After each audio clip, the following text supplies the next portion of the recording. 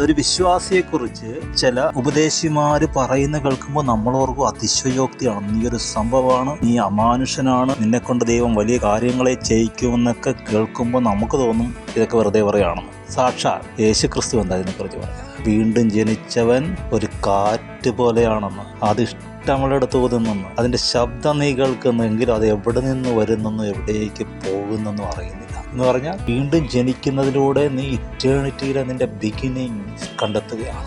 എൻ്റെ എവിടെയാണ്? അത് ഇറ്റേണിറ്റിയാണ്. ഈ നിത്യത മുതൽ നിത്യത വരെയുള്ള ഈ ഭൂമിയിൽ നീ ആയിരിക്കുമ്പോൾ നിനക്കൊരു ഐഡന്റിറ്റി ഉണ്ട്. അത് നീ പ്രൂവ് ചെയ്യും. യോഹന്നാൻ അത് പ്രൂവ് ചെയ്തു. പത്രോസ് മീൻപിടുത്തക്കാരനായിരുന്നു. അവൻ ഇതിലേക്ക് വന്നു കഴിഞ്ഞപ്പോൾ പത്രോസ് എന്ന് കേൾക്കുമ്പോൾ തന്നെ നമുക്കറിയാമല്ലോ, അയാളുടെ ശബ്ദം കേൾപ്പിച്ചു. സ്റ്റെഫാനോസ് അത് കേൾപ്പിച്ചു. പോളും ബർണബാസും സീലാസും കേൾപ്പിച്ചു. അതെ, നിങ്ങൾക്കൊരു ഐഡന്റിറ്റി ഉണ്ട്, ഒരു യൂണിക്നെസ് ഉണ്ട്. നിങ്ങളെപ്പോലെ വേറെ ആരുമില്ല. ആ ശബ്ദം നിങ്ങൾ ഈ തലമുറയിൽ കേൾപ്പിക്കും.